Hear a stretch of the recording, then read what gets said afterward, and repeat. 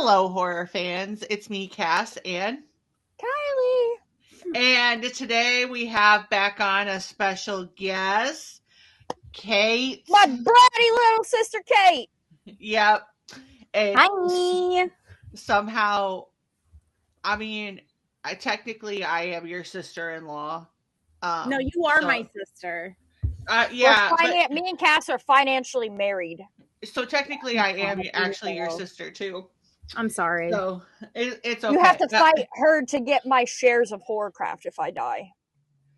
I give her your shares of Horrorcraft to take care of until the kids get of age.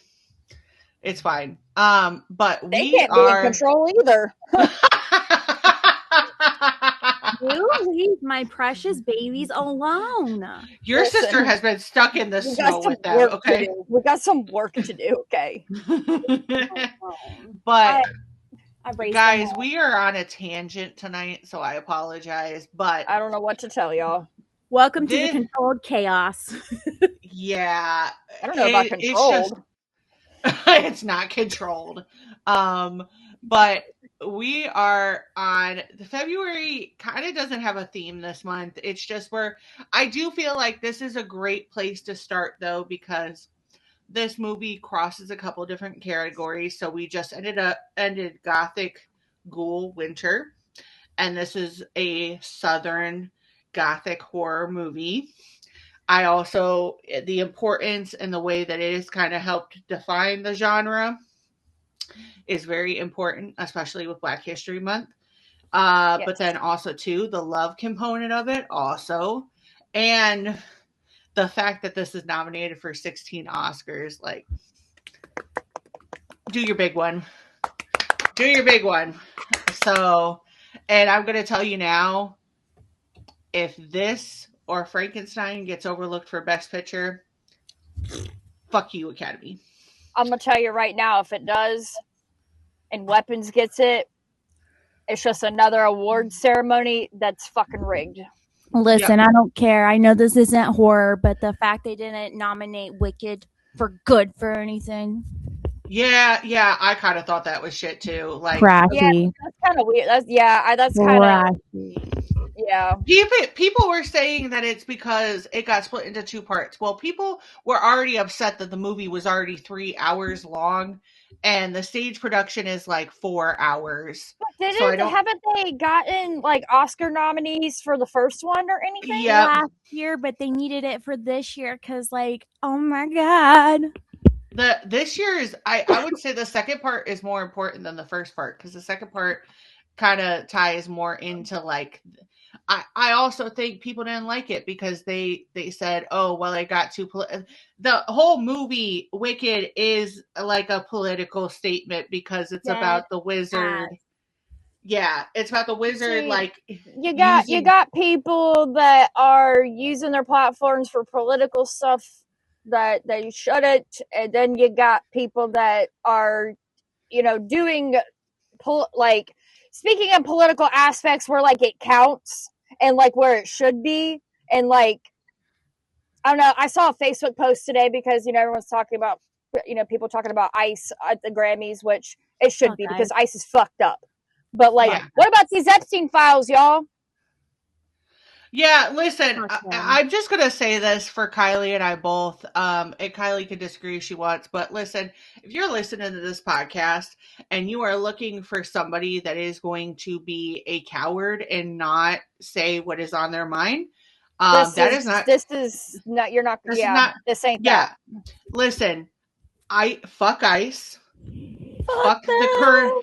Fuck the current situations that are going on with the presidency, with everything that's been going on, and fuck the shit with the Epstein files. I'm going to be the first person to say I am not going to fully come out and say it, but I want you guys to remember at the end of the day that these are people, and for me personally, I know somebody that is in the Epstein files. And so, to me, it's a person. They've linked all of this, like Portsmouth and Scioto County and Ross County has been named in that all of that multiple times. Yeah. Yeah, We'll talk about there's that another and time.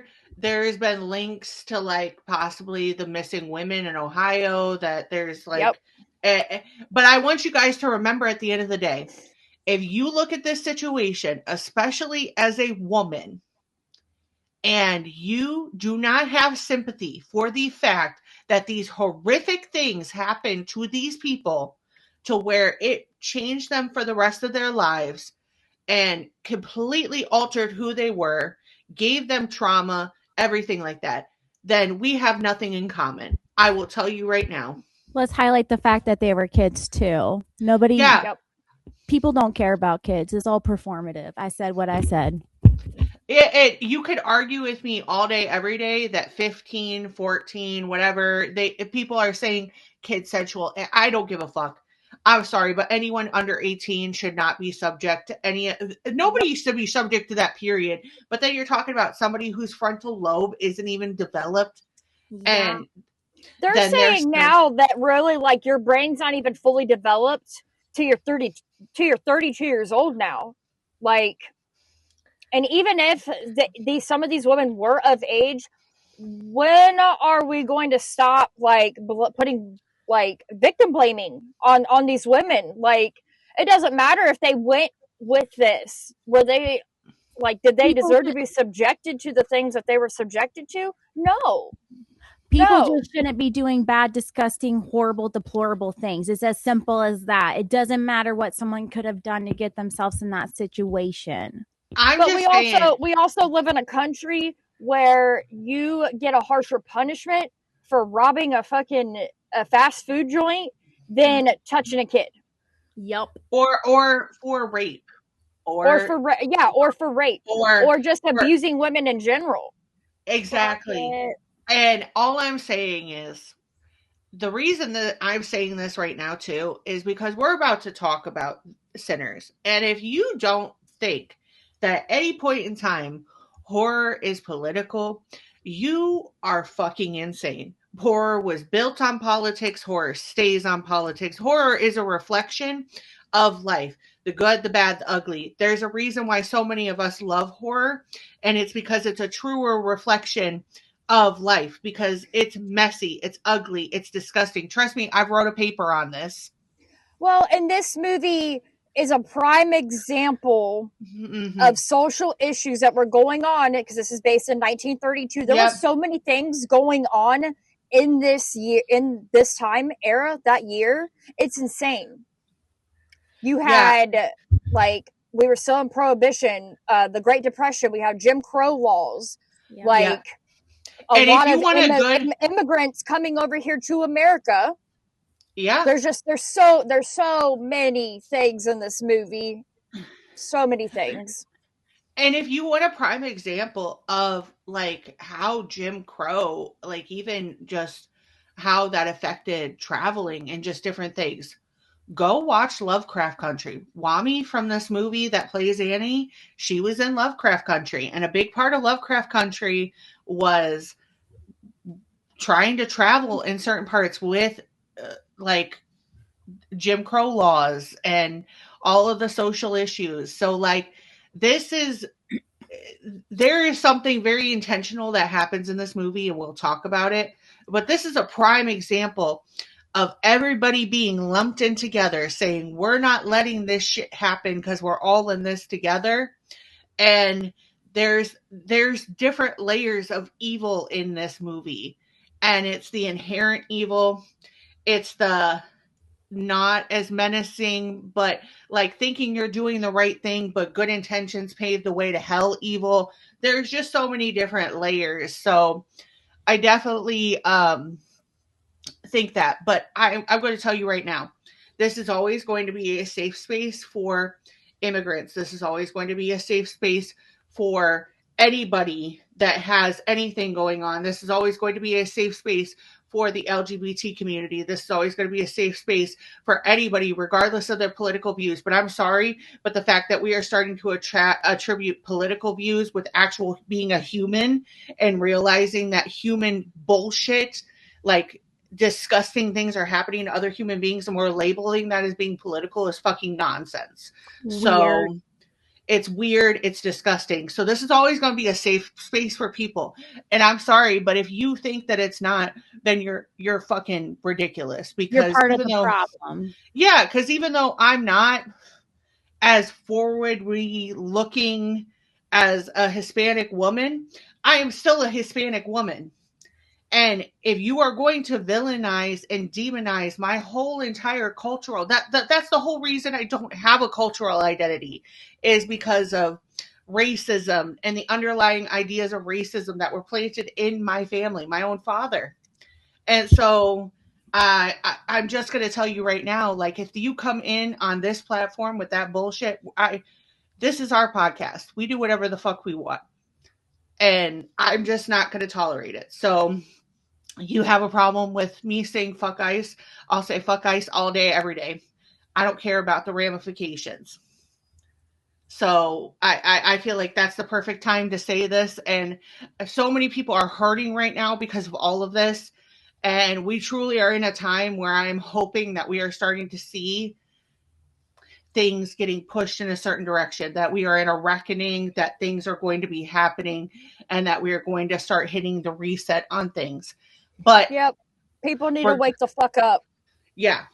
Both sides. It's not about that anymore. It is not about what side you are on, because at this point they both act like they're the Crips and the Bloods. It's about what's right and what's wrong, and people just do not have critical thinking skills anymore. Yeah. And I'm going to just say this because it's a tangent for mine, but this weekend is about to be the Super Bowl.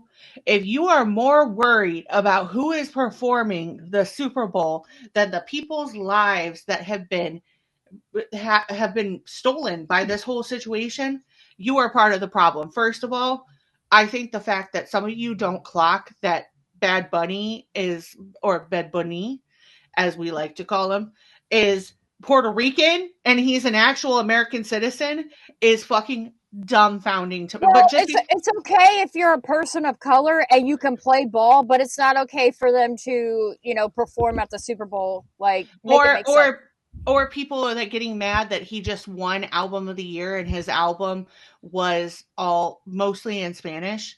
Okay, so I don't care, because you know what? A lot of the same fucking people have been winning the shit for years. I'm so glad I didn't see Beyonce's fucking ass up on that stage. Yeah, I don't like Beyonce, nor her nasty ass husband.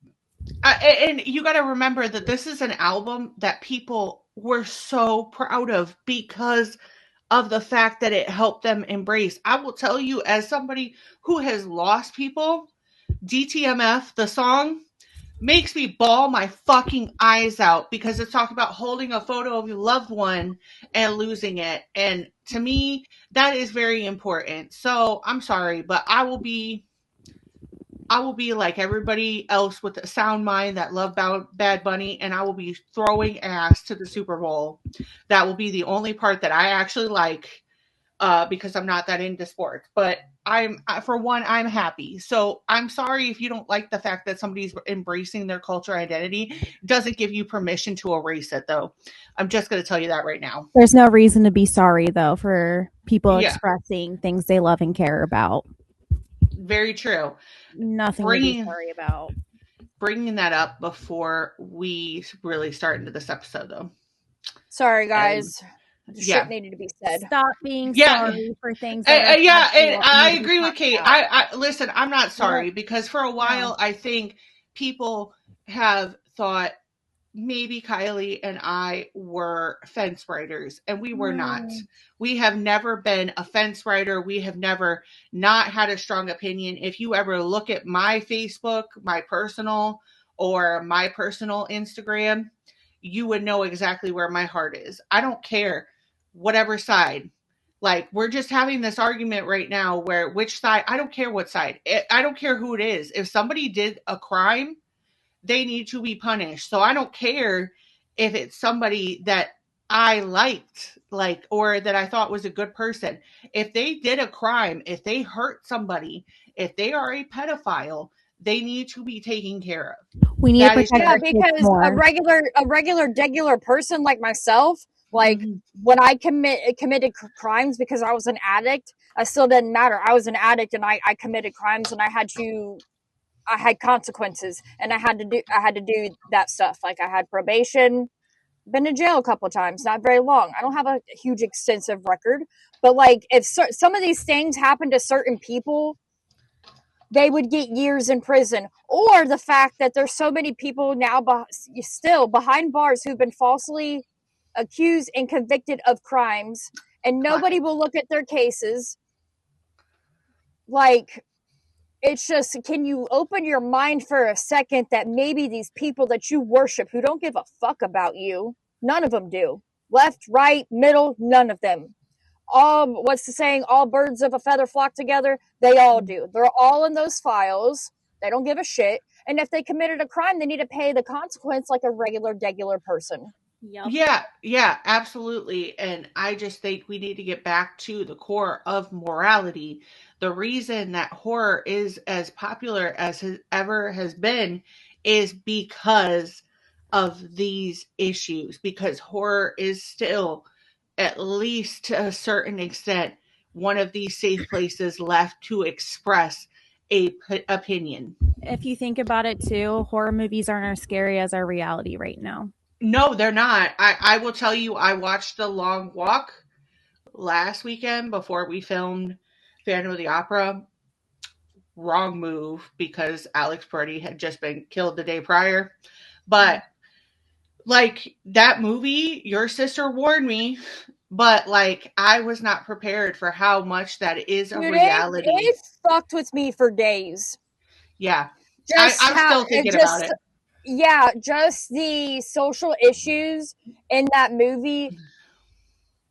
We're not far from something like this. We're not far from something like the Hunger Games or the Purge. And it's just, or the Holocaust. And it's just, it was, I don't know, man. Also, like, they made the character development, I was locked in 5 minutes. Yeah, and I would definitely say that's why Sinners is so popular too, is because Sinners touches such a idea, so many different ideas. That is why it's a generational movie. That's why it was a lot of people's top movie. I know when I watched it for the first time, I bawled at the end. The last 20 minutes, I just cried. Absolutely. But it's important because if we don't talk about it, we're losing our history. And I don't want that to happen. And Kylee and I both are moms. And I'm sorry, but I don't want my child to grow up with those ideas. And that's what it boils down to. So this was a longer intro, so I apologize. We did get on it, but it's important for us to Stop being sorry. Kate's gonna come in and be like, "Don't apologize." But the therapist in me is going to come out. Yeah, apologizing. But it's because it's important, especially as we're talking about something as monumental as this and the time period that we're at. Because again, I quoted this when we put our ice post. If you don't stand for anything, you're going to fall for everything. And that's just where we're at. So I do want to quickly, we're going to try to talk about this without crying. So if I look rough today, I apologize. And if I cry at any point in time, I apologize by saying this. But I have had a rough... Kate. Hit her. She needs to cry, Kylee. That's healthy. She was saying sorry. Oh, I'm saying sorry. But so when we first started the podcast, our first mascot was Baby the cat. And we called him Baby the Hellcat. You go back and you listen to starting episodes, you could hear Baby at the bottom of my feet. You can hear, like, we had a very simple setup, and it was, anyone who ever complains about audio now should go back and listen to those first episodes because they were fucking atrocious. But Baby was there. And Baby had some really funny moments, and Baby has been a huge part of our family. And unfortunately, last night, Baby died. And it has been really hard on me and my family. It has been hard on his sister, Brindley, our other cat. it has just been hard because we were so blessed to have 5 years of life with him. And I mean, we did so much. So I would please just send my family thoughts and prayers and love, because we desperately need it right now. That was a horrifying thing to happen. And, you know, cats becomes just such an intricate fabric of our life. And baby, when we first started the podcast, he was my horror buddy. He was the one that watched horror movies with me. He sat and watched the whole 2022 Texas Chainsaw Massacre with me and loved Leatherface. Like, we would take him on walks on a leash. Like, there's a picture that I'm going to post after this as a tribute to him, that Brittany, the original other co-host of the podcast, my best friend, childhood best friend, did, that she put him in like a Renaissance painting, like a Napoleon painting with his, and he just had the best expressions. But please send love to our family, specifically my child, because that was his cat. He really was the best gray cat we could ever have, and his loss is going to be felt for a really long time in our family, because he was just the best cat we could ever ask for. So please keep us in your thoughts. So at any point in time I see him a little out of it, that is why, because that is kind of living in my head right now. I'm a little traumatized from that happening because it happened here at home, and it's just definitely not something I was expecting. So, well, we love you guys, and R.I.P. baby. Pour one out for him, because he was a good kitty. He really was. He was Braden's shadow, and he just helped. For those of you who don't know, we got baby before Braden's grandma died. We had a relationship with Braden's grandma, his dad's mom. And she died of COVID in 2021, and we got baby before it, and baby was instrumental in helping all of us get over that very dark period. And so he was very attached to Braden. Like last Saturday when we filmed, this Saturday, when we were supposed to film, like that's when I knew something was kind of going on, because he was waiting by the door for Braden, and I think he was waiting for him to come home.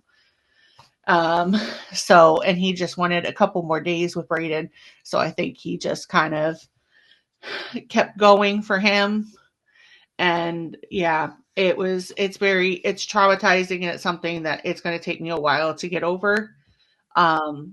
Because our cats are our family, and I just was not expecting that to happen. So, please send thoughts, especially like I said, to my child, because this is his emotional service animal. And like right now, it's not hitting him as much, but as Kylee could tell you, that does happen with kids who are on the spectrum. And I imagine that this is going to affect him for a while. Yeah.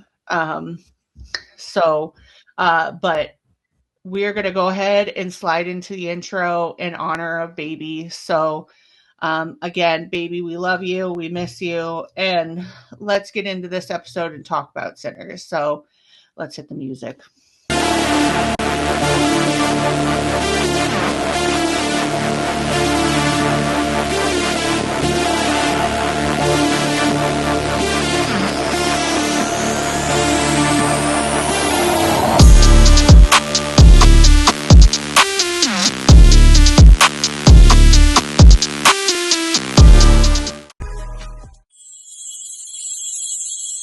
Welcome to the Horrorcraft Podcast. All right, we are back. And so, sorry guys, that took me a minute because I was really about to cry. But I kept my composure. But we're going to talk about Sinners. Sinners was my favorite movie of 2025. I know it was for a lot of people. So if you have not seen Sinners at this point, Sinners is available on HBO Max. As of filming this, please go and watch it. It's an incredible film done by Ryan Coogler, who you might know from doing the Black Panther movies. However, he has done so many different other, like the Fruitville Station movie. He's done so many other different movies. He has a long working relationship with Michael B. Jordan.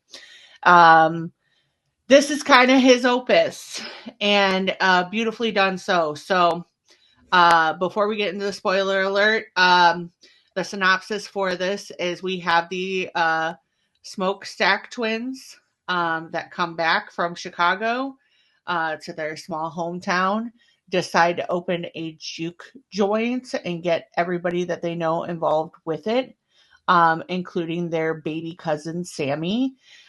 Sammy has the gift of music, and they open up their juke joint. Everything seems to be going well. And Remick the vampire comes knocking on the door. And what follows is damn man.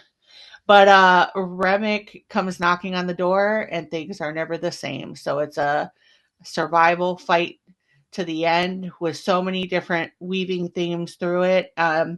So we're going to talk about this. We're going to try to go as in depth as possible.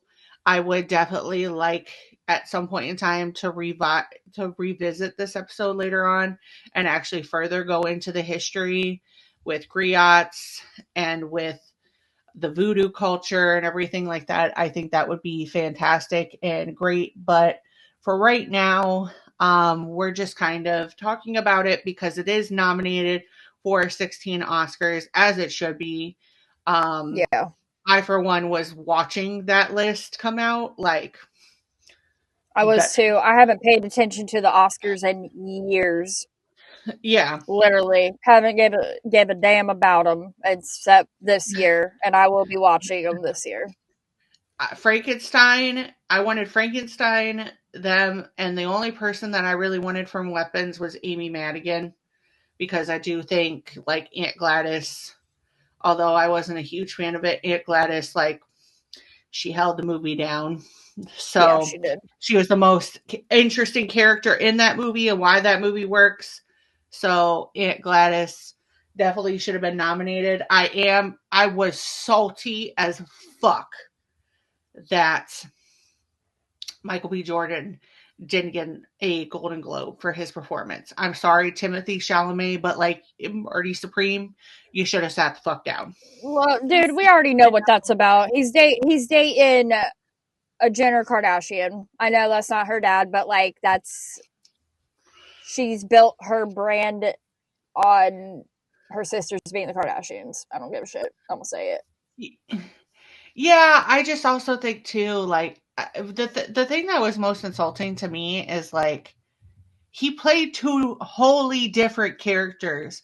Like the mental work that has to go in to portraying two different versions of the same character of different characters that look the same is crazy. And I will because I can only imagine what that is like even filming, because I know, like, I read in the IMDb, like they had it was hot. They filmed in like New Orleans and it was just really hot, and Wami I repeated her name so many times on how to say it. We're just gonna say Wami for the first name. Wami. Yeah, I read in the IMDb that like Michael B. Jordan was talking about like we shouldn't complain. It brings down the mood. So a lot of people were trying not to complain about the heat, even though like there was like a lot of bugs. And so it was hard not to complain about that, she said. But to like I just wonder like how that even works, playing two characters, and as far as filming goes, and like pretty taxing. I'm wondering something right now. So, shocker, about to use some therapy terms, not just because like I work as one, but because I go to therapy myself. So something that I've talked about with my therapist is that there's different parts in us, right? And you can identify those different parts through like movie characters, maybe even like plants. Like it's a lot. I wonder if maybe Michael B. Jordan saw himself in both of them, and maybe that's why he did so well in that role. But he's also just a naturally talented actor. Well, So it and I just makes think with the twins, like you have Smoke, Elias. He is the more emotional and softer, Mhm. and where Stack is very aggressive, mean, spiteful, kind of a hard ass. Like, don't fuck with me. I'll pop a cap in your ass, motherfucker.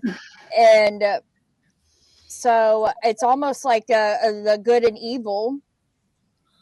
And I mean, look at our background, like the picture in the movie, and like the colors they wear, blue and red. Red, Yeah, kind of evil. Blue, I wouldn't even good. say Stack is necessarily evil. He's just slicker. And I think a Yeah. lot of it is that Smoke is more grounded because of what he's had to do in life. I also wonder too, based off their personalities, because vampires are seen as like who Slack is. I wonder if that was supposed to be foreshadowing.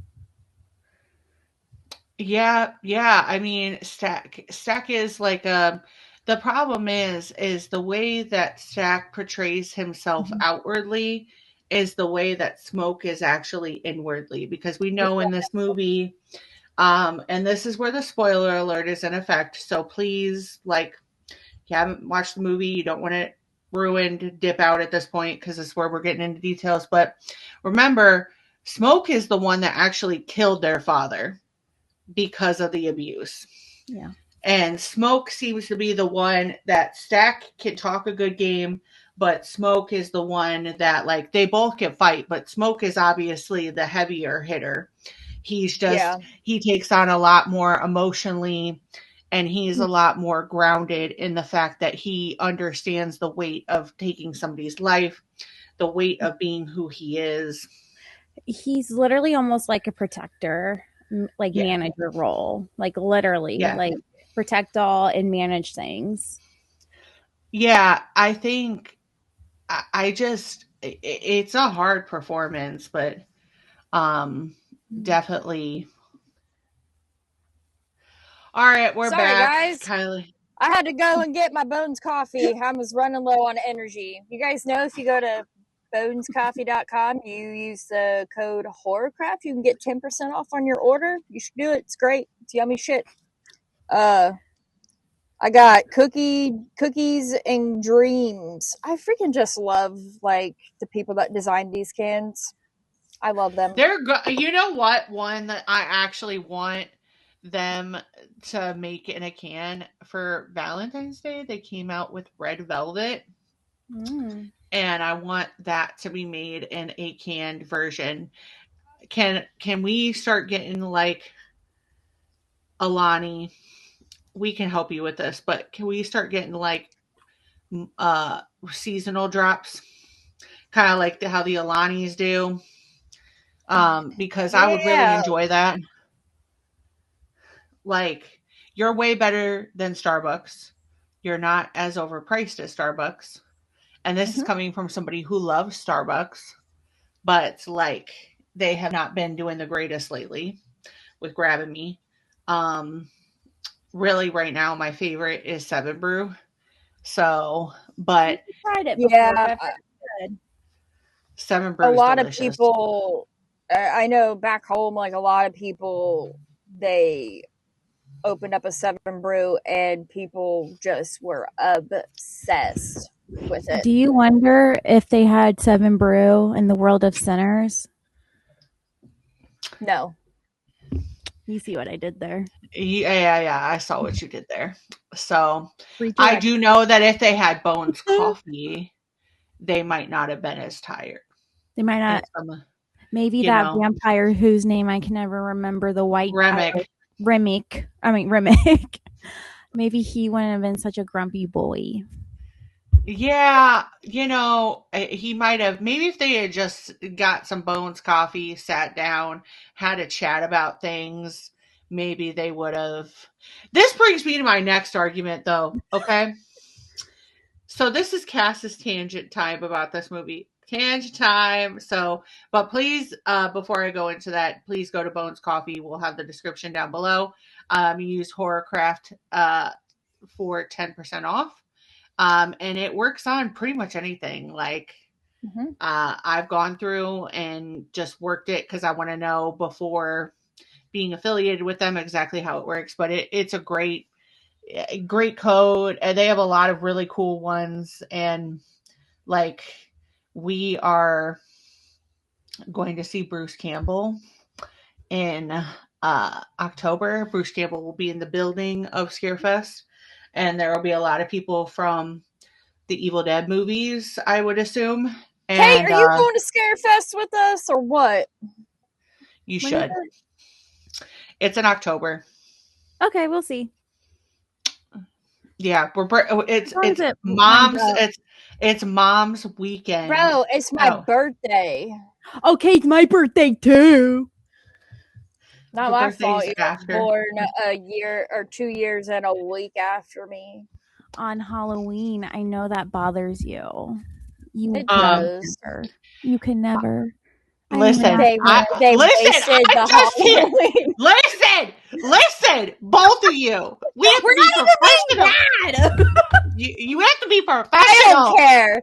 They wasted the good Halloween birthday on the wrong sister. No, they didn't. No, they didn't, Kylee. Listen, you guys. We found you behind Big Lots in a rice basket. Come up with something new, because I'm bored. Mom just picked a birthday. She just picked a birthday because we didn't know when your actual birthday was. A bowl of chili and then pop, I came out. Listen, I need both of you to get back. This is serious shit, okay? Serious shit. And I have a serious problem. And Siri on my phone just got activated because of my tone even. So I need both of you to chill it out as both your financial wife and as your technical sister-in-law and in control of both of this situation. I need you both to just lock in and calm the fuck down, okay? Calm the fuck down. You both can duke it out later. You can mail her a spoon and go at it, okay? Can I just point something I don't out know right if she's ever yelled at me before, guys. Good. Can I point something out though? Something I'm noticing about where Kylee and I are sitting, and how you're chiming into her tangent. No. This is about sinners. Okay. But this is about this was a question that I had, for Cass. Who do you think out of me and Kate, who is Stack and who is Smoke? Stack, Smoke. Really? Because I'll take that as a compliment. You are more social in certain aspects than your sister. Mm-hmm. Your sister, we've had to your sister, but I also would like to say on that realm though, your sister and I are like Smoke and Stack, but we switch back and forth. There are some times where she's Smoke and I'm Stack, and there's sometimes where I'm Stack and she's Smoke. I think the same thing can happen with you guys, but I definitely see more you are Stack and she is Smoke. But I also think that that's because of situational stuff too, because your sister has worked really hard to get the life that she has now. And there's a silent piece with that, but it's kind of like the underlying, don't fuck with her. Don't get it twisted, because that Kylee is still down underneath there and she will put a bullet in your ass. You are the more outwardly shut the fuck up, smooth talker, on top of it type personality, Stack. She's a fucking instigator. I was honestly, oh, shut up. I was thinking I was more like Smoke. I could see elements of that, but I also just feel like, just knowing your sister and her history, I feel like that relates her more to Smoke, and you are a little bit more a Stack. Mm-hmm. So I could definitely see that. But I can, like I said, I also think it's kind of like us. where I think sometimes I'm smoke, Kylie stack, and then we switch and I'm stack, she's smoke. I feel like the same way. It's like a situational um type of thing. I would actually say though, I am more like Delta probably. That's what I'm more like Sammy or Delta.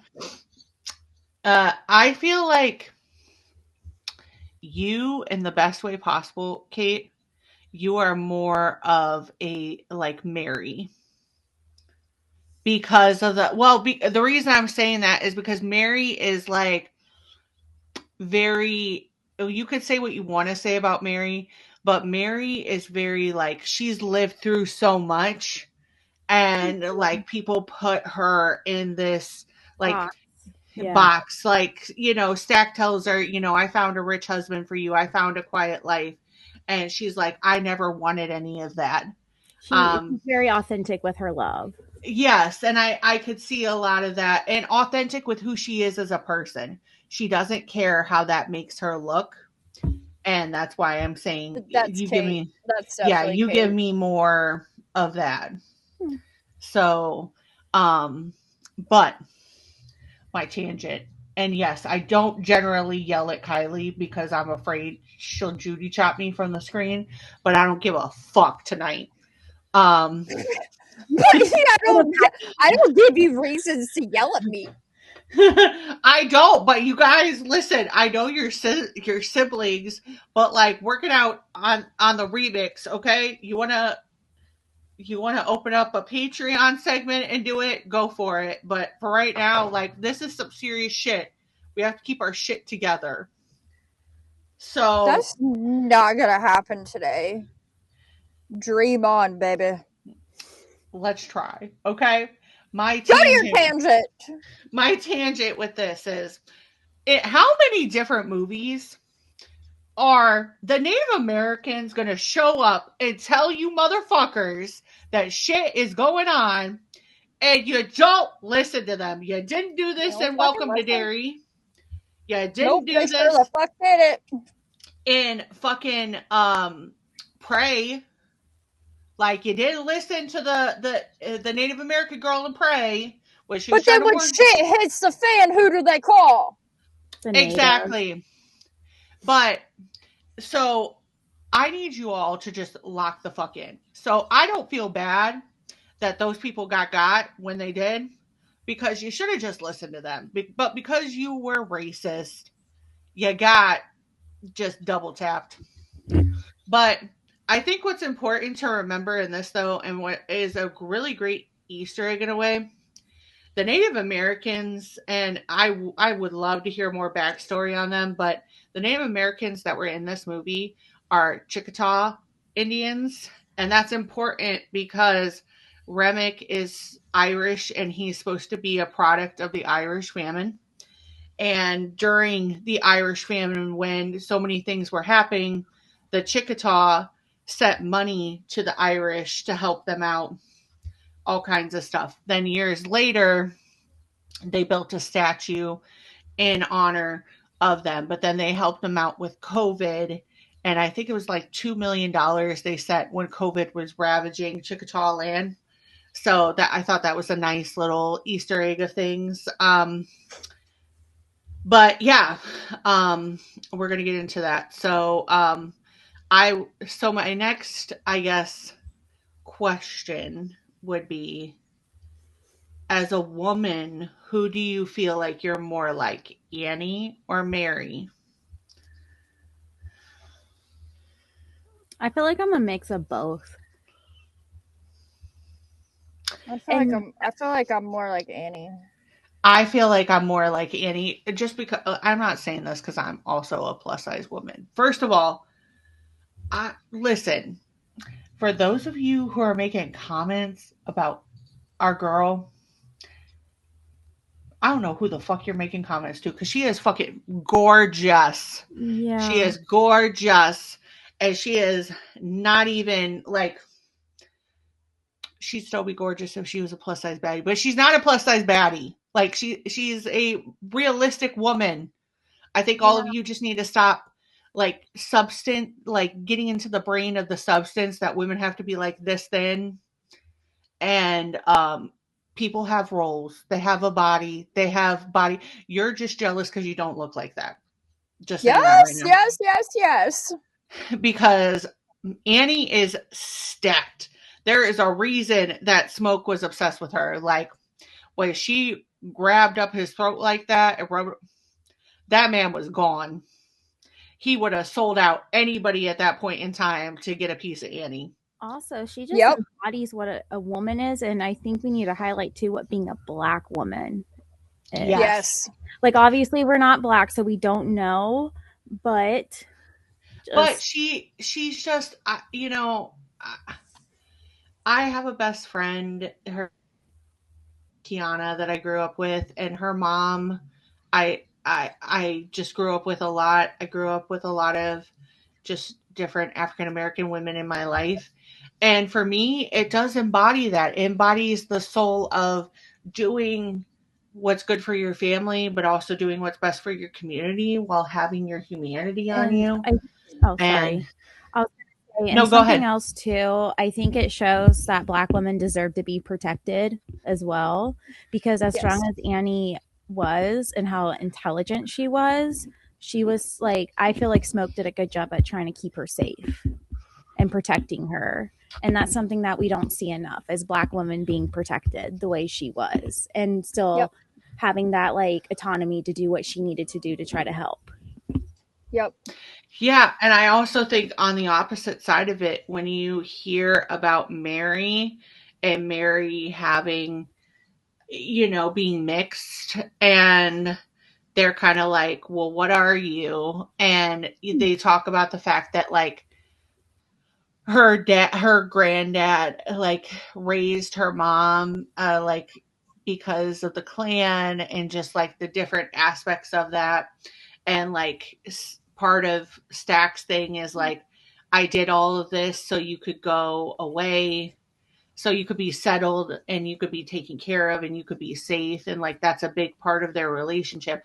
I do think we need to stop. Like, this is a good kind of reminder that we need to start, like, stop segmentizing the community, and that, you know, African American women come in all shades, whether you're, you know, mixed, you're fully, you know, you're dark skinned, you look more, you know, your ancestry is more African.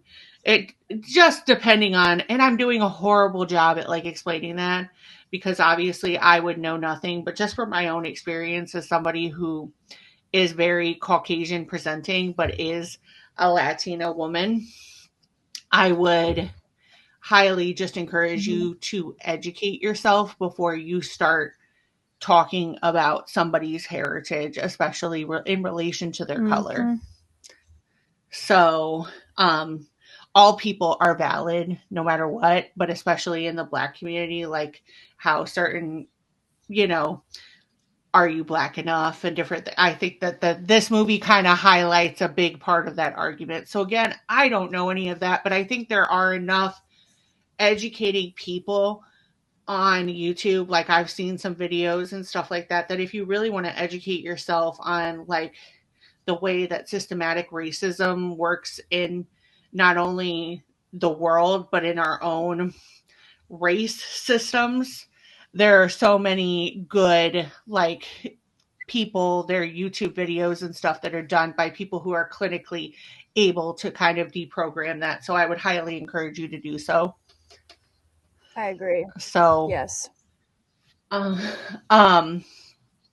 let's get the meat and potatoes of it, because one of my favorite parts of this movie, and I've said this again, is when Remick looks almost just like, like when they are like, y'all are Klan, and he's like, how dare you? I'm like, almost like, how dare you? I'm white, but not that white.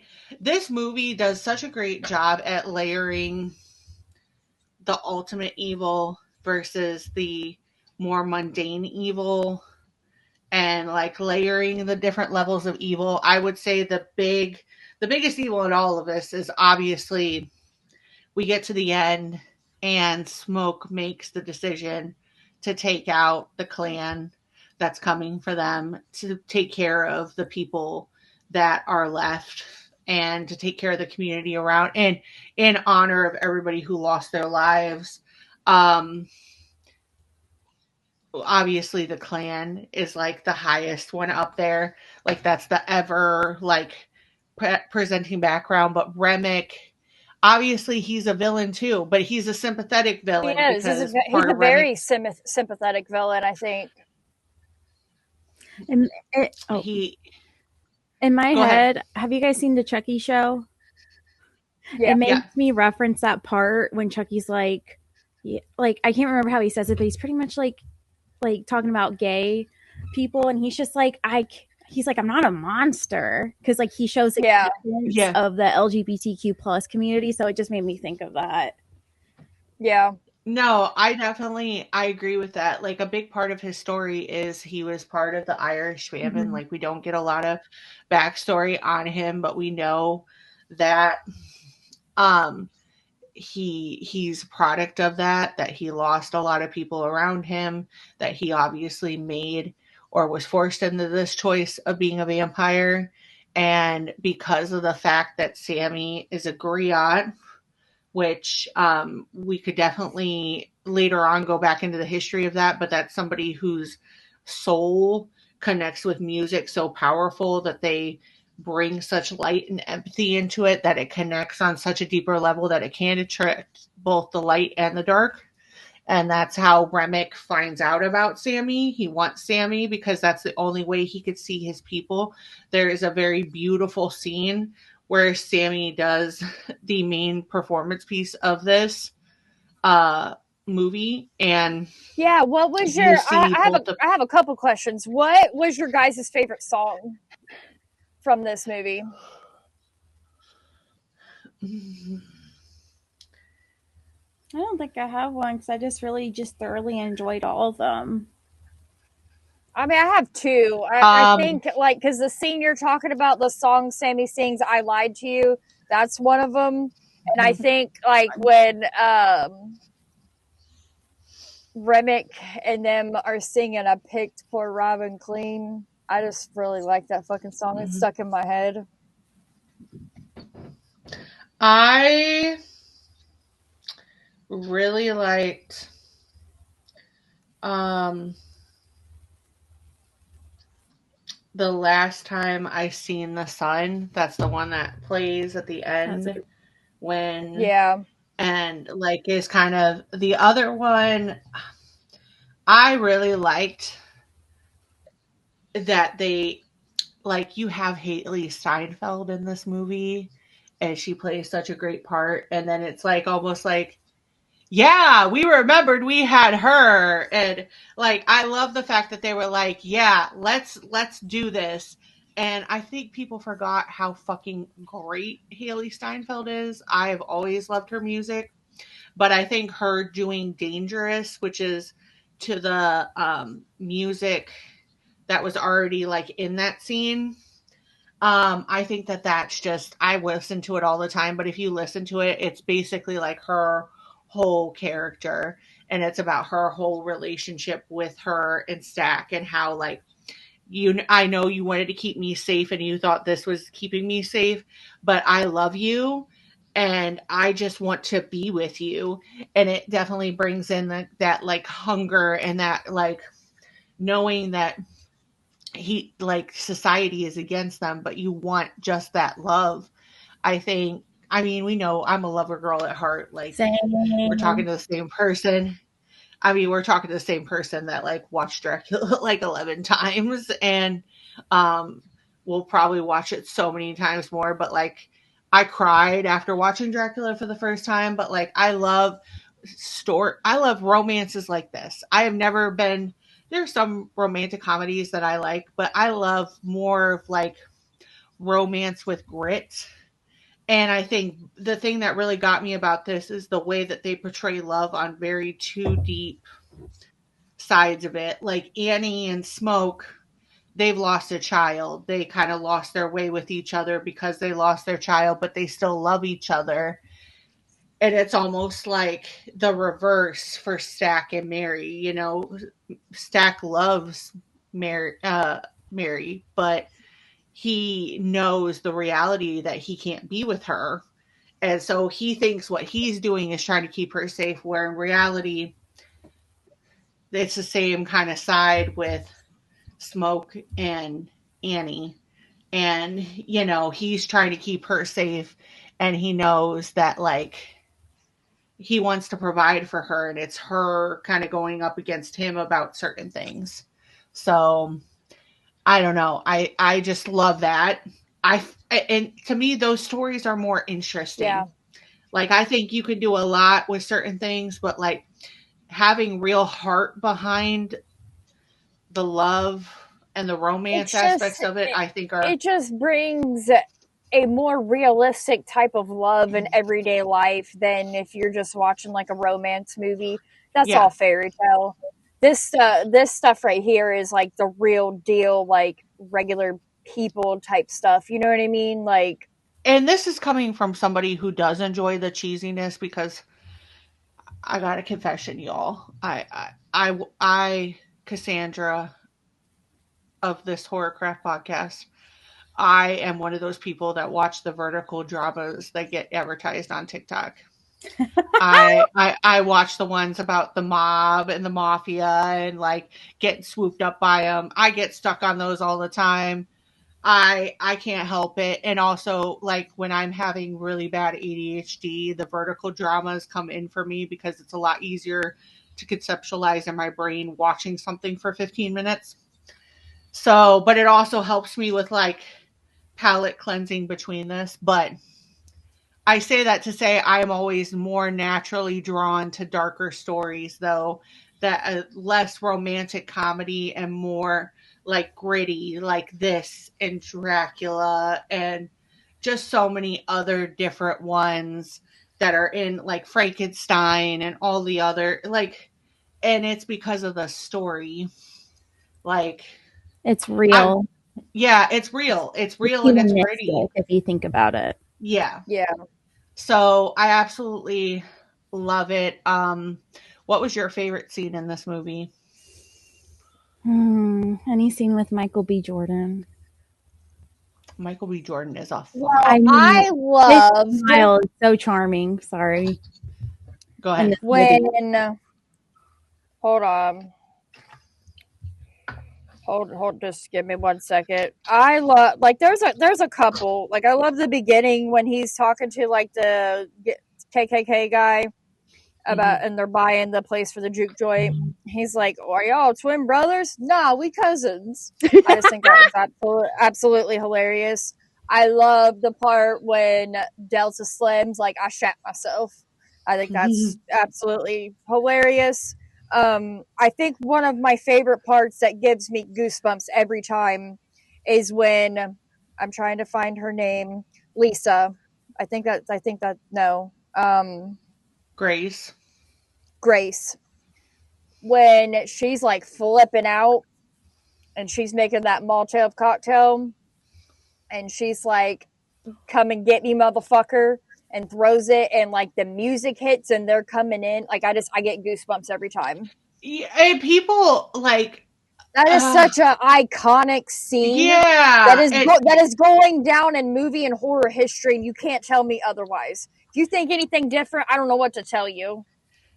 For me, I think people argued a lot about Grace's character and not really liking her because she does kind of freak out. But we have to remember she brings up a very valid point, which is they can hole up in there all night, but that means that he's then going to take all of them that he just turned and unleash them on their community. And she was afraid at the end of the day that her daughter was going to pay the consequences. So they, like, her and Smoke, I think, were on a single level with that, because when everything happened, Smoke, I think, realizes that she was right. Yeah. And like, that's why he makes the decision that he does with the KKK. And like, I mean, it's an intentional, because he pulls off the charm. He's like, I'm going down with these motherfuckers. I don't give a fuck Like, I'm They taking them just all out. killed everybody I loved, and Yeah. like, And the only way I'm going to make sure that these people, like any people that are left out there that we all cared about, our community in a whole, is if I take these motherfuckers out. And he knew at least if he took out all of the motherfuckers that were, at least it would provide his community a relief for a period and point in time, and would send a message to the KKK that, like, don't fuck with us. well, and I also think if he had not done that and done everything he did the way he did, and they showed up and they would have seen all the bloodshed, they would have thought he murdered everybody and he would have been lynched anyways. So Yeah. this way, he could take them all out. He got to choose how his life ended. Ultimately. Yeah. And I What think, well, about, he knew what was waiting on the other side. yeah. Annie and their baby. And I think that's Yeah. my Yeah. favorite scene is when Smoke is holding his baby and you just see Annie just looking at him so lovingly because they just finally found their peace again. Yeah. Yeah, my favorite. So one of my favorite scene is the KKK scene because they are just, they roll up. They're talking about, and he knew exactly what he was doing in that scene, and he just went for it. And I mean, like, just the way that, like, the Grand Master, the Grand Dragon, is like trying to bargain with him, and Yeah, he's I like, have a whole lot of money. Who gives a shit? yeah, and he's like, "Do you have a cigarette?" And he's like, yeah, and just the fact that he's like Annie, when she does, she's like, you got to make sure not to get that smoke on her. And Yeah. when he knows, like, she's saying, and then Well, and he's like, it's another. I think that's an important part too, because still today, powerful white men still trying to throw money Yep. yeah, to hush people up, to yeah, fix the horrific things that they do to people. And Smoke Yeah. was that example that, no, we're not going to take this anymore. yeah, yeah. I mean, he just felt like my brother and I made this promise that if you guys didn't get the fuck, you guys came back, that we were going to, like, end you all. And he's like, I know that if I don't, that then everyone else is going to feel the ramifications of this. So I'm just going to do what I feel is best. The other part that I found super funny is when Stack is telling Sammy how to please a woman. And then When he takes her back there, and he's like, "Oh, he found that button." the spit scene, like when she drools in him, that was something I wasn't expecting. But, like, fly your fleet flag, that's fine. But I just, like, I also thought that that was, like, per his character, that was interesting. The part that really got it for me, though, I love Delroy Lindo, who plays Delta. If Yeah. you guys don't know, he played the dad, Aaliyah's dad, in Romeo Must Die. And I've always loved him. Like, Romeo Must Die was one of my, I think it was like my first or my second rated R movie that I actually saw in, like, theaters growing up. But, like, I so hardly convinced my dad to take me to go see it. And mind you, like, we did go see it, but um he was like, don't tell your mom. There's a difference, because then years later, like, he was like, let's watch watch Open Range, and he convinced my mom that it was like a positive rated R movie because it was a cowboy movie. Yeah. But, like, this is the one where he was like, but I had to talk him into it because I think I was like 9 or 10 at the time, maybe. And, like, I was like, it has Aaliyah. Actually, no, we didn't go see it in theater. We rented it, but we watched it at home, and it was like hush hush. Now that I think about it, I did go see it years later when they, like, I think there was a movie theater around me that was showing it, like a dollar theater or something, and I wanted to go see it because growing up, Aaliyah was like my princess diet. There was Selena and Aaliyah, and those were like my Disney princesses. And Aaliyah like was the coolest, and just her and Jet Li in that movie. But like him playing the dad, loved it. I've always loved seeing him pop up in other things. So I'm super excited that he's also nominated for an Oscar. He was one of my favorite characters. Like, he just kind of starts out as, you know, a drunk blues player, not much to him, but like there's more than meets the eye with him. Mm-hmm. And he just kind of takes charge in a certain way, I think, when everything kind of goes down. Yeah, and especially when Grace like come in, motherfucker, and they're just like taking everybody out. But and he decides to like he decides to sacrifice himself so that they can all get away and Sammy can get away. You know what I mean? Yeah. He's just very hell-bent on when all the shit goes down, he wants to save Sammy. Yeah. And he is, I think he just sees a lot of himself in Sammy, and he wants to protect that. But he is the first one that's like, no, you're not getting him. Like, this shit is weird. The most powerful scene, and I'm so glad that they made it the way that they did, is when he's talking about what got him on the path that he did, and he was talking about his friend that ended up getting lynched. And you don't see it, but you hear it, and they put it in that for an instance. And I really just enjoyed that. The cornbread part where they see cornbread for the first time, and like Stack is like saying the things about she might let you even put it in her ass or whatever he said. She might even let you put it in her mouth. Yeah. And talking about fucking his wife, and he comes over there like, how fucking dare you? Yeah, I like cornbread.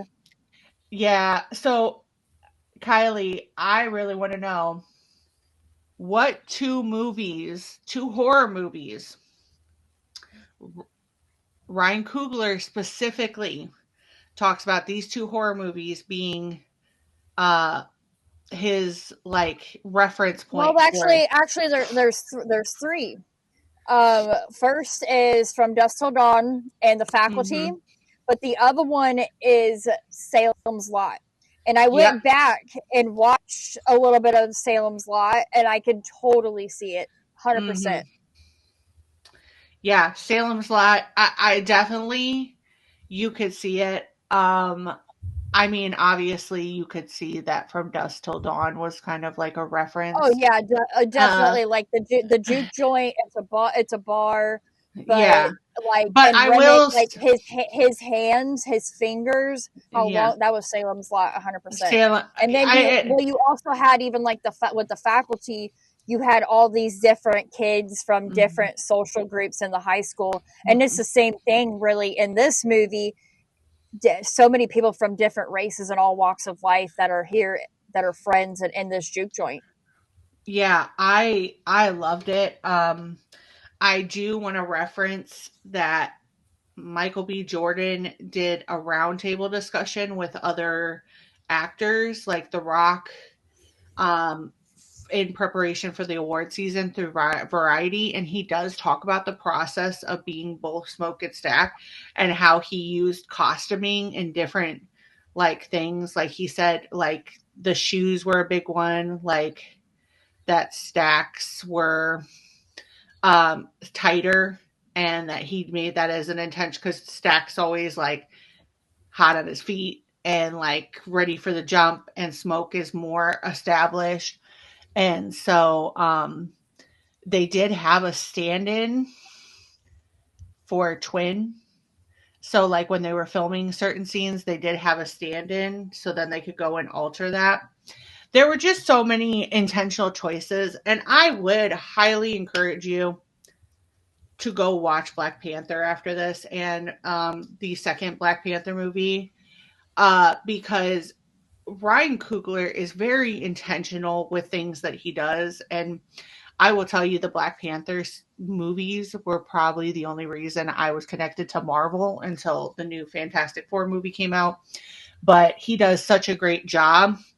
And even in the second one, with infusing such like Aztecian culture with the background of Atlantis and everything like that, he just does the work, and there is a reason why he is so beloved. And there were so many just intentional choices. They hired so many different people on this movie, like historical guides for this movie, Yeah. consultants to really deep, like in every single part. I absolutely adore that. I feel like if you are talking about something that you don't know direct knowledge on, it would only make sense to hire somebody who is They went so Ryan Coogler went so deep with this movie, and I just think you just don't see a lot of historical movies like this anymore, and I miss it, and we need to bring it back. Like I grew up watching a lot of, especially just like I grew up on watching like The Color Purple, complete a generational historical movie. It's one of my favorite movies. Did to we be watch honest. that with mom or dad? I can't remember. I didn't watch it with him. It was just always on TV, and something that I just remember it. Yeah, because I kind of remember it like that too. Just it being on TV. It was just on TV a lot. I watched like a lot of just kind of black cinema growing up. It was just stuff that was on TV. It was just stuff that I really enjoyed and liked. And like I saw like some elements of The Color Purple in this movie. I think it was done a lot better because I think in The Color Purple, like black men were horrible to their wives and to women. In this movie, you don't see that. But like you had the juke joint in The Color Purple. I guess maybe that's really where like it reminded me a lot of, and I think it is like literally I think like the same exact time frame too. But there's not people making these kinds of movies anymore, and I think they need to, because it's how history gets forgotten about. Whether it is a fictional or non-fictional story, these types of movies still need to be made, and we need to still remember that these certain things happened in our history. Yeah, I agree. I grew up a lot on like Tales from the Hood was one that I was really specific about going into Blockbuster and watching, because I hadn't really had any access to it. But like I grew up with movies like that, like Vampire in Brooklyn, People Under the Stairs, Blade. Blade is the movie that got me into vampires, really and truly. Blade, when I remember watching that for the first time and just absolutely being blown away and just having such deep love for it ever since. And you have movies like Bones. I remember Bones, watching that a lot. Like there were just so many movies in horror genre that are lifted up by people. I remember the first time watching Get Out and Us, and like Us specifically. I remember watching that and just being. I remember the first time I watched that was so terrifying. Yeah, but I think even, like, I grew up on a lot of these types of movies because of my dad too. Like, I watched like all the Fridays with him, like the Players Club, like, and Boys in the Hood. My mom. I used to watch Boys in the Hood with our mom. That was a movie she really, really liked and enjoyed. But I just think, like, I don't know, man, it's important to keep making just these historically correct types of movies.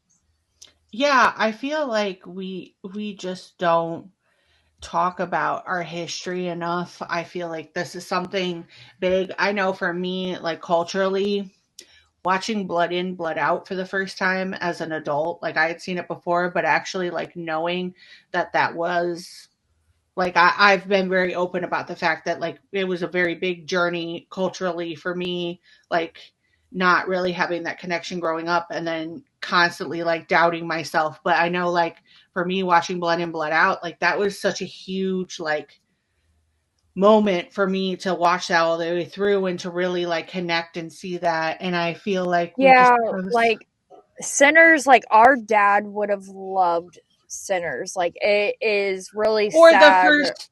Do you guys remember the first time you watched Candyman? I remember the first time I watched that movie, and I was I've on the never floor. watched it. Oh my I heard gosh! it's a really good one though. Like my hairstylist, she loves those movies. Every time I It's see her, really good. It's really good. It touches on a lot of like topics of like racism and just like Yeah, because I don't know the whole extent, and I don't want to because I want to go into it blind. Yeah, it's a good one to go, but I will say that there are parts of it that kind of hit in this like time period that I think just does really well. But I agree. I feel like so many times we forget or we don't want to focus on the darker historical parts. I know for me growing up, I remember when I watched Hotel Rwanda for the first time, and like nobody in my school around me was as affected, but I remember watching that and just being like horrified of like learning all about it. And I did so much to educate myself on it, and just like I felt the same way growing up and like reading The Rise and the Fall of the Third Reich, and like knowing that like I had specific family members that got out before that really started festering in Germany. And I think we just have to remember at the end of the day that these stories, the things that we tell, these are the things that we are putting fresh eyes on. Like there are so many different details in this movie that people might not know, but now are exposed to. And it's like recording that history. Not only that, though, and of course, it's always painful to learn about the histories, right? Because it's terrible to actually. I was actually just reminded of something terrible from history. So I actually did a training yesterday at work for the mortality rate of Black women giving birth. And during that, it was an OBGYN who was a Black woman. It was a great presentation. There, just so many facts, sourced herself well. Just it was incredible, and it was important. But she talked about like the father of gynecology. I can't remember his name, but and I might be getting the study wrong, but I think it was called the STEM study, where he was doing surgery on Black women and he wasn't putting them under anesthesia or giving them anything. And I think I've heard about this. Yeah. She talked about it in detail and was just like, he would do these surgeries while these women are wide awake, feeling everything and agonizing pain. And then they would just have to just basically turn around and just take care of themselves and then be a nurse for the next surgery. And this is known as the father of gynecology. That's fucking scary. Yeah. It's horrifying. I know that there was isn't there another part of it where there was like a whole family that their DNA was being stolen for years to be used in medication. Yes. And like we owe so much. It was like decades long.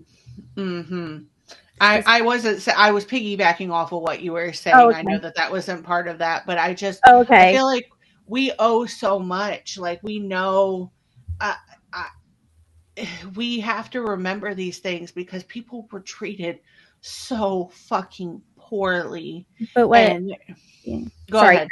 I was going to say what I think we also need to really look at too, and I did kind of go off on a tangent, is I think when you look at the strengths of people, like look at how they rose above and decided to do better for themselves and for the future. Like they didn't just like decide just to sit back there and just let these things continue to happen. They fought for themselves and for their kids and their kids' kids. And it's like, honestly, they really didn't have to do that, but they did it. And it's really commendable. And it's because of Black people, we have so many great things in our pop culture too. Like heck, we got the movie Sinners, and that's a phenomenal movie. Yeah, I just feel like we owe so much. And what I was referencing is The Immortal Life of Henrietta Lacks. And it tells the true story of a woman whose cancer cells were taken without consent in 1951. And Oh, the God. cells ended up revolutionizing medicine, and it took years for her family to like fight for her. Yeah. But I mean, if we don't acknowledge this, it continues to go forward. This is something that I harp on a lot with my own child, like, and just embracing who you are and really learning the history of who you are and not letting certain, I mean, I know I've had to have very uncomfortable conversations with my child because he's 13, and 13-year-olds pick up on a lot of things, but especially with everything that's happened with the ice, we've had to have conversations about being human and what that means and loving and learning. But You this know, is, go ahead. I was just going to say, as like we talk about this kind of stuff, like I just can't stop thinking about the ending of the movie when Sammy's talking to Stack and he's reflecting on that night and saying it was the best night of his life, and they're just reflecting, and you just see so much like beauty within just like the tragedy that happened and just like Yeah. the strength of it, and just Sammy, you know, being successful. Stack, he says, that's the last sunset I ever saw. That's the last time I saw my brother. And for a few hours, we were free. And I just think that that is so It's powerful. pivotal. It is powerful. And it's just like, because a big part of this too is I mean Remick, while he's evil and he wants to do these evil things with Sammy, big part of it is he just wants to connect with his history again, and he is just very like he wants to. All right, we're back. So basically, what I was saying though is I think it's just important that we remember these things, that we are uh, putting these things in memory. This is a film that we're going to be talking about 10 years from now. It's beautiful. And we barely scratched the surface talking about a lot of things. That's why I would like to come back eventually and like get into the deep.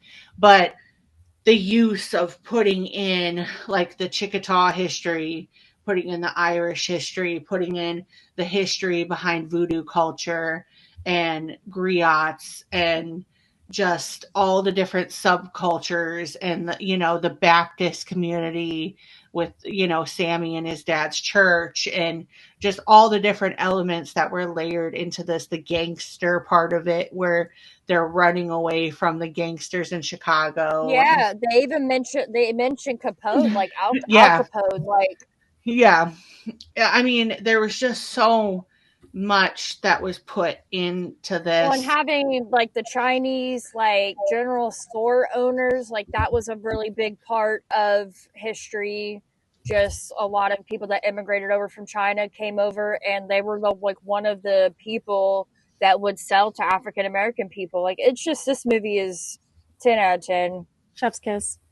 It's beautiful, and I think Michael B. Jordan, when he got the script for this, he was not into horror movies, and I will put I'm gonna pull the quote directly from this, but I think what also was great is the way that they added music into this, and music as storytelling along with the scenes and the atmospheres.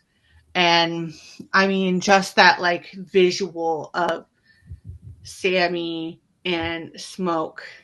He's holding on to Sammy, and the sun is coming up, and it's the whole like, you know, and the fact that like he tells him this whole time, like Stax lied to him and told him that it was someone's famous guitar and really it was their dad's, and like talking about it. But I just think like, but like Jack O'Connell, he says he signed on despite getting to read the script once, as his character would be singing Irish folk music, which was a dream come true for him.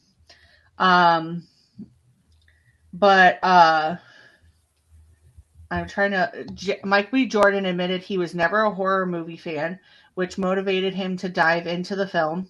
I wanted to do this partially trying to help take the edge off a little bit. I was like, maybe if I know how it's done and I'm in it, I might like horror movies a little bit more. He says, I do like them a lot more. I just want to say that. So, Mike B. Jordan. Please do more. He's a king. Love him. Yeah. We love you. You're amazing, incredible, talented. Just 10 out of 10. Your stuff with Amanda Seyfried, because you both were in, like, grew up doing soap operas together, and like they were reunited, was so cute. The stuff with Jesse Plemons, I think it is, and Kirsten Dunst's husband and him was so cute too, because they had done Friday Night Lights together, and I just love all of this. So please come and do more for horror, but let us know what you think of Sinners. And I'm telling you right now, if they don't win on some certain levels with this, the Academy, you are going to be more in trouble than the whole damn Enchilada Academy for that bullshit category of Final Girl that Kylie and I were mad about. We could forgive Rick because we love Rick, and Rick is a treasure. And Rick can do what the Academy wants him to do. But the Oscars, you are going to be sending a very dangerous message if you let certain win over this. And you're sending a message that horror is not valid, when horror is quite literally one of the most valid forms of art. Too many damn good actors and actresses in horror movies haven't been nominated enough. Yes. Absolutely. And I will tell you, Kylie and I just got the privilege of watching a movie. We will elaborate on it more, but already, like, horror has started off in such a big way. This movie is fantastic. What the hell? Yeah, I know. I like Sledge said the same thing. Sledge, we love you. But like, there are so many deep, profound movies that have just come out in the last month that I feel like is a chasm because of this. And we are going to see so many spectacular horror movies done in such a wonderful and creative way because of Sinners. So please comment below, what was your favorite part of Sinners? What did you love? And if you watch it for the first time, let us know that experience for you as well. But we will be watching the Oscars very closely. You have been warned. As my favorite content creator, who does, I don't know if you guys ever watch her, but she, I'm trying to think of her name. I think it's Shayla. I'll have to tag it down below. But anyway, she does, like, she rates the potlucks, and like the potluck content. But she, as she would say, you are free to go, but we are watching you. And we are watching you. So your clemency is going to be based on this. But let us know if there are some other movies that you think we should be tackling as well. We will be coming back and doing another episode on a very important movie in Black history, and that is Tales from the Hood. And so we're super excited to do that. But until next time, it's me, Cass, and Kylie. And Kate, thanks for having me on again. Yes, and this episode was dedicated to Rick, Kate, and Kylie's dad, because he would have loved this, and we were hoping you're watching this from heaven and you love this episode and you love the movie. Or hail, sorry. Yeah. I'm sorry, I couldn't help myself. I don't know. You know what? I don't really want to fuck with it. She said it. Oh, yeah. I love you, Dad. R.I.P. But love you.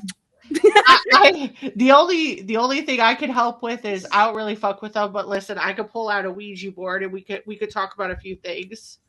He probably it's tempting, but nah.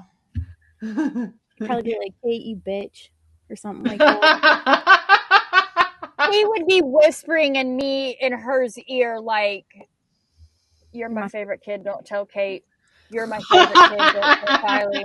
He used to do that shit all the time, and we all get together, and we would confront him, and he'd be like, "I don't know what you're talking about. I never said that. I never said that." You know what would be funny is if he did come back and he'd be like, "You know what, actually, like if he came through a Ouija board and he was like, you know what, actually, Cass is now my favorite new kid." That would be so fun, just to like fuck with you guys. That would be so funny. He would do that. That seems like a very Rick Reeves coded thing. Absolutely. from the story you guys told me. But Rick, you have my heart. You were a fellow vampire lover, so I hope you're watching this from up above and you loved it. But we're out, guys. So stay spooky, and we'll see you in the next one. Bye.